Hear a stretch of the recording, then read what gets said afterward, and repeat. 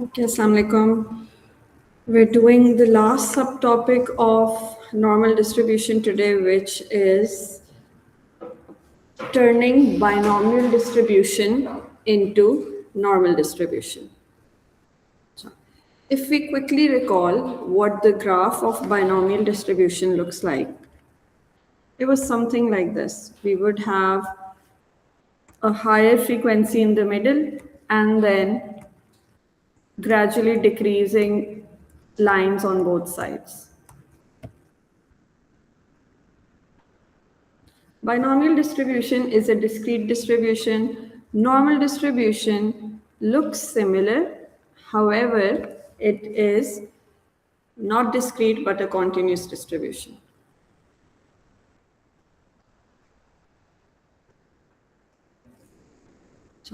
Now notice that if we increase the value of n, which is the number of outcomes in binomial distribution, then it almost gets equals to, it starts to look like a normal distribution.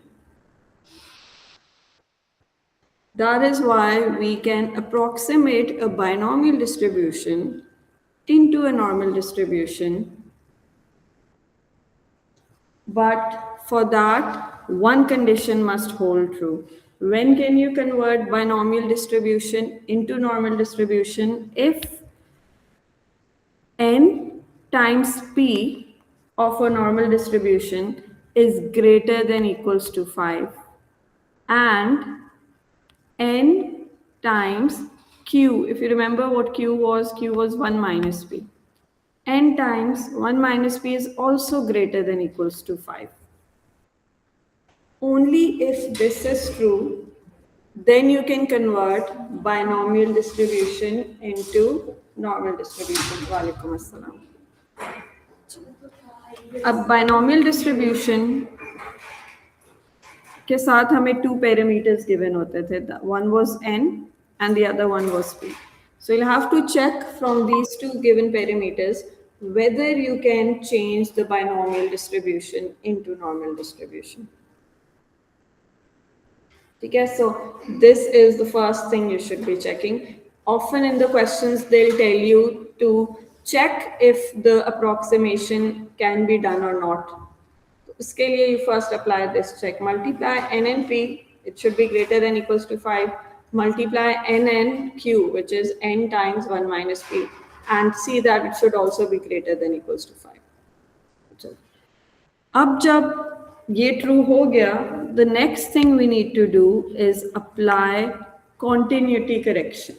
Why do we apply continuity correction? Because binomial is discrete and normal is continuous. So when you're going from discrete to continuous, you must apply continuity correction.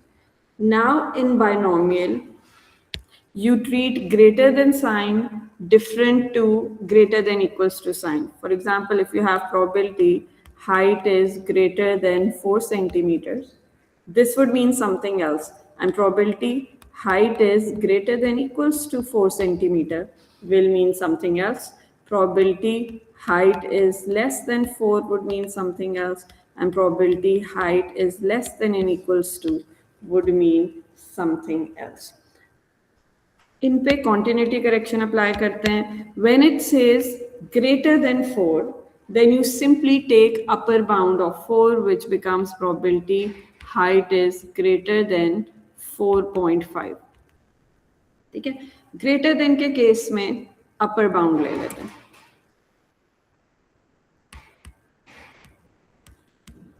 So you add 0.5 to 4. Greater than and equals to के case में आपने याद रखना है कि इसका मतलब है नॉट ग्रेटर देन. ठीक है, this is just a technique to remember. Not greater than का मतलब है लेस देन, तो हम लोअर बाउंड अप्लाई करते हैं. सो प्रोबेबिलिटी हाइट इज, हम लिखेंगे ग्रेटर देन 3.5 क्योंकि हम लोअर बाउंड अप्लाई कर देते हैं. So when it's greater than equals to, you have to use lower bound. Okay. Then when it's less than, so it's simply lower bound case, probability height is less than 3.5. Lower bound.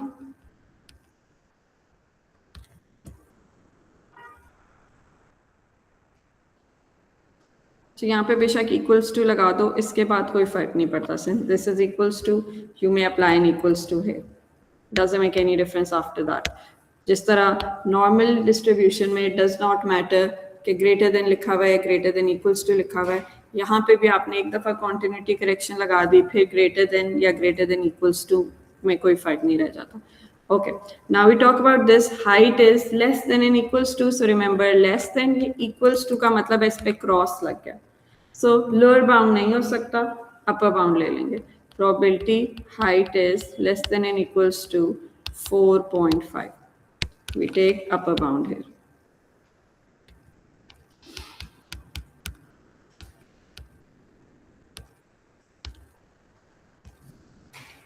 And you will also be given this case. Height is equals to 4. इसमें क्या करते हैं, दोनों upper और lower bound लगा लेते हैं. 3.5 less than h less than 4.5.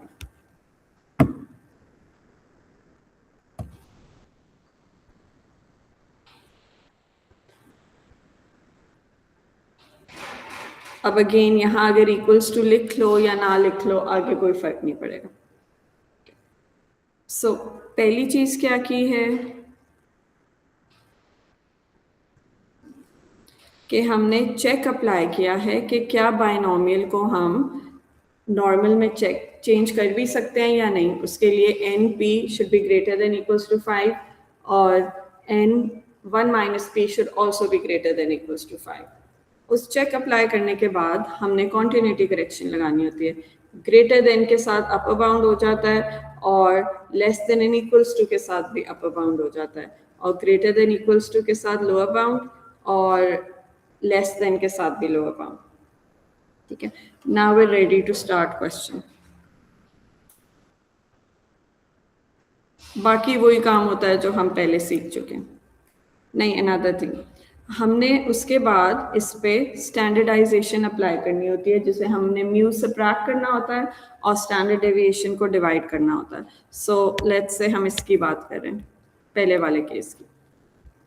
सो हम करेंगे प्रोबेबिलिटी, एज को अब जी बना लेंगे, greater than 4.5 minus mu over sigma over standard deviation. ठीक है, अब म्यू कैसे आएगा और स्टैंडर्ड डेविएशन कैसे आएगी? बाइनोमियल डिस्ट्रीब्यूशन के फॉर्मूलाज यूज होंगे, क्योंकि हम बाइनोमियल को नॉर्मल में चेंज कर रहे हैं. तो ये हमने बाइनोमियल में पढ़ा भी हुआ है और ये फॉर्मूला शीट में गिवन भी होता है. Mu is equals to n times p और standard deviation is equals to square root of, formula sheet में लिखा होता है n p bracket 1 minus p, और हम इसको लिख लेते हैं, कुछ बुक्स में लिखा होता है एन पी क्यू, और मे बी फॉर्मूला शीट में आपको वेरिएंस मिले तो उस पर स्क्वायर रूट नहीं लगा होता, आपको खुद से स्क्वायर रूट लगाना होगा. वहाँ सिग्मा स्क्वायर लिखा होगा विच इज द वेरिएंस. आप इस पर स्क्वायर रूट लगाओगे तो वो स्टैंडर्ड डेविएशन बन जाएगी. ठीक है, तो अब इन क्वेश्चन में where you are changing binomial distribution into normal distribution, mu और स्टैंडर्ड डेविएशन, मीन और स्टैंडर्ड डेविएशन आप खुद से निकालते हो, जो कि निकलता है बाइनोमियल डिस्ट्रीब्यूशन के फॉर्मूला से. Alright, now let's start a question.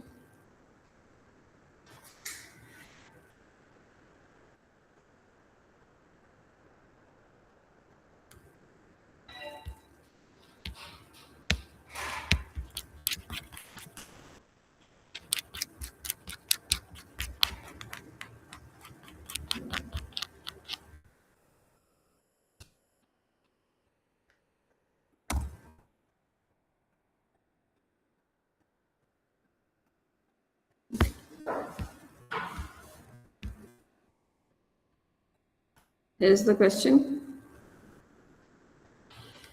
Given x follows a binomial distribution with perimeters given as 40, 0.3, ये पता होना चाहिए 40 है n और 0.3 है p.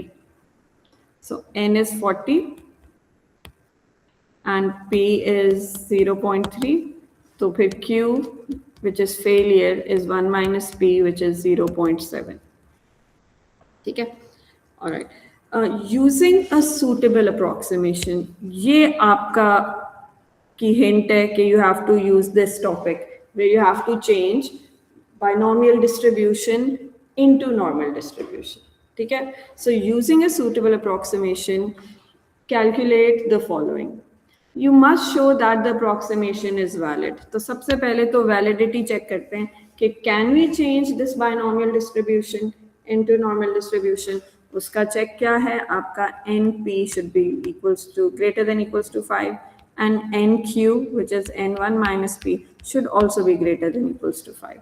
तो check कर लेते हैं 40 times 0.3 is it greater than equals to 5? It is 12 बनता है, 12 is greater than equals to 5 और दूसरी साइड पे 40 into 0.7 this should be also greater than equals to 5, ये भी बन जाता है 28 is greater than equals to 5. So yes, the approximation is valid.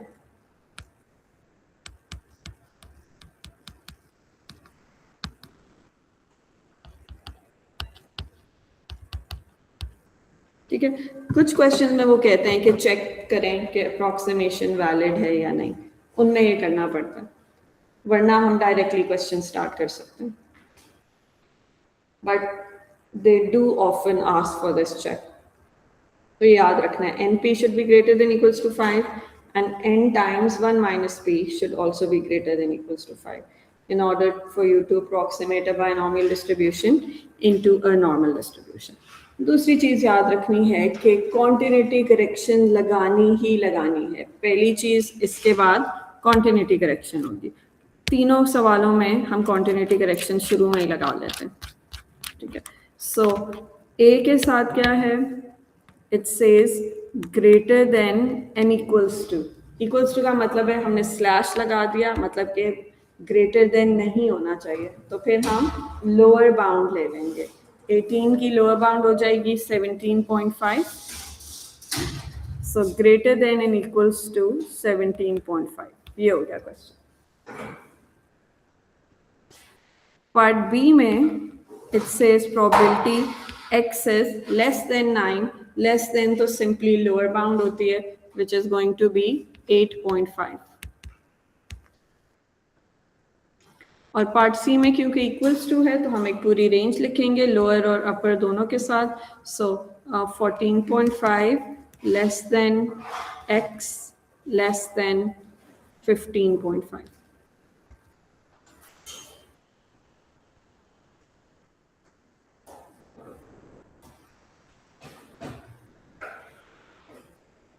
ठीक है, अब हम इन क्वेश्चंस को स्टार्ट करते हैं. हमें मीन चाहिए, हमें स्टैंडर्ड डेविएशन चाहिए. मीन होगा NP, फॉर्मूला शीट में गिवन होता है अगेन. सो 40 इंटू 0.3, 12 आया था, और स्टैंडर्ड डेविएशन होती है square root of NP times 1 minus P. तो ये हो गया 40 इंटू 0.3 इंटू 0.7 जो कि बनेगा 40 इंटू 0.3 इंटू 0.7 इज 8.4. इसको मैं स्क्वायर रूट ऑफ 8.4 ही लिख रही हूँ बजाय के इधर राउंड ऑफ करूँ. I am keeping it in this form, square root of 8.4. Okay, अब अप्लाई करते हैं स्टैंडर्डाइजेशन.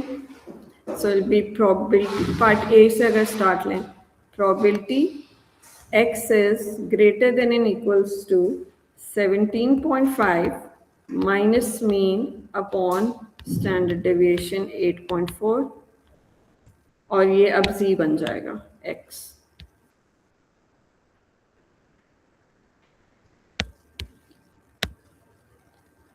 पार्ट बी के लिए होगा probability z is less then 8.5 minus mean divided by standard deviation, और पार्ट सी हो जाएगा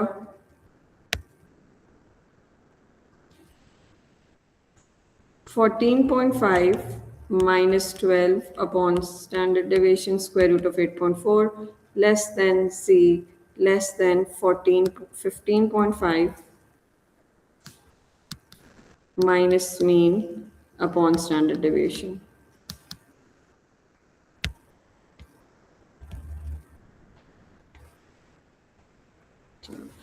Part A will be probability Z is greater than equals to, इससे 1,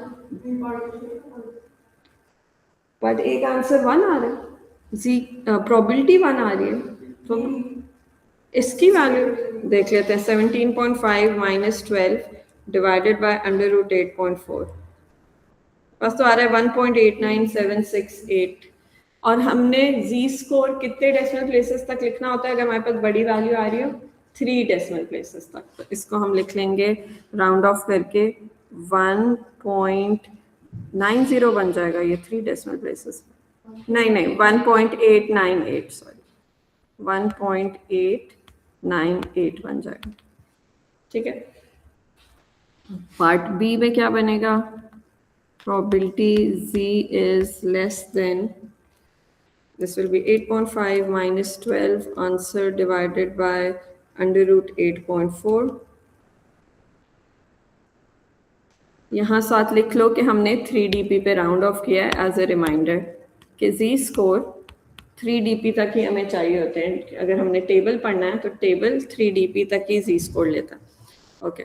सो ये आ रहा है -1.207 कुछ, या -1.208 बन जाएगा after rounding,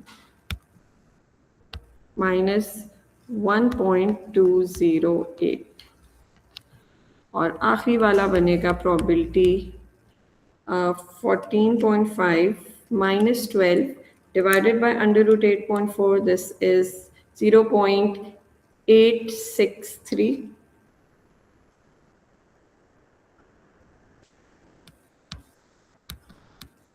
less than Z less than 15.5 minus 12 divided by under root 8.4, which becomes 1.208.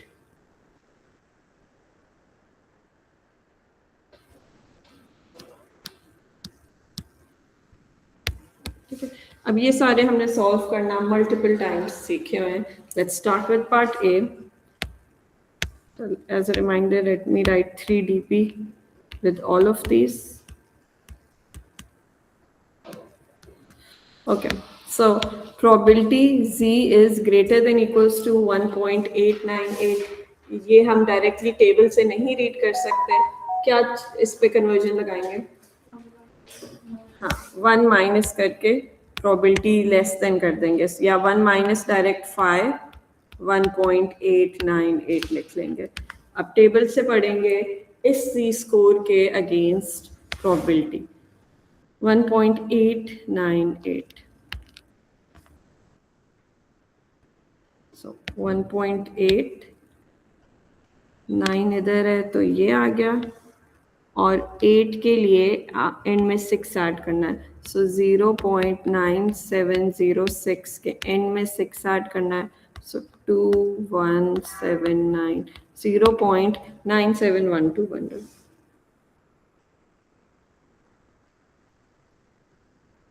ठीक है, 0.9712. Okay.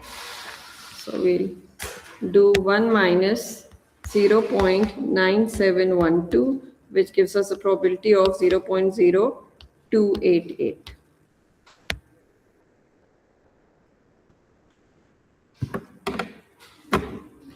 ठीक है, all right. Part B.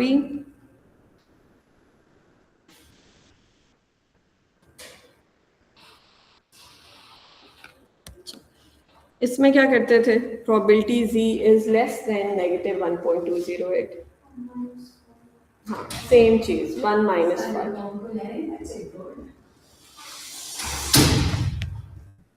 1 minus 5 1.208 same as before. ठीक है, सो अब जी स्कोर के अगेंस्ट प्रोबेबिलिटी रीड करेंगे 1.208।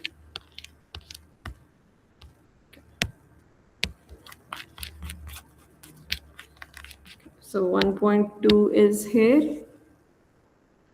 0 is here, तो ये प्रोबेबिलिटी आ गई और इसके एंड में 8 ऐड करना है, 8 एंड से ऐड करेंगे, 8 has 15 in the end, so 0.8849, last two में 15 ऐड कर देंगे।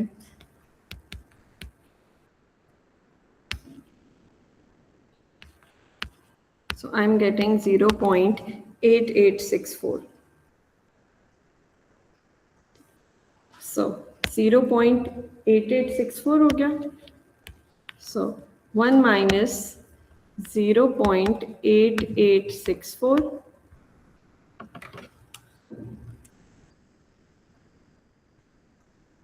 which gives us 0.1136.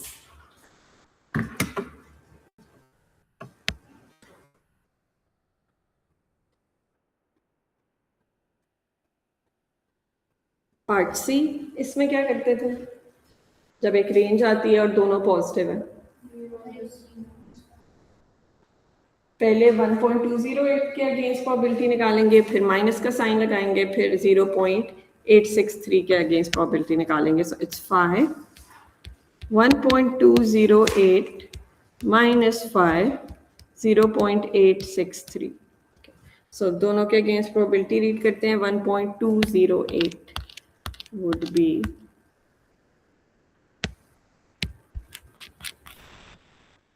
अच्छा 1.208 तो अभी हमने निकाली थी, use that gives 0.8864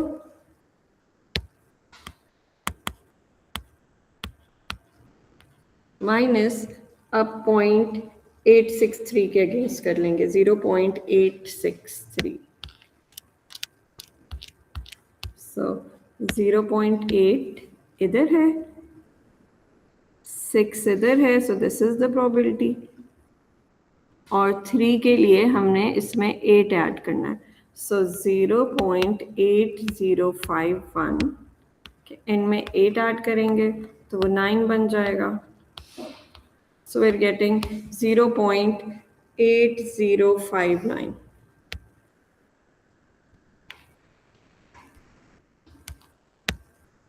(0.8059) which gives us, calculate किया किसी ने? या ये आ गया आंसर।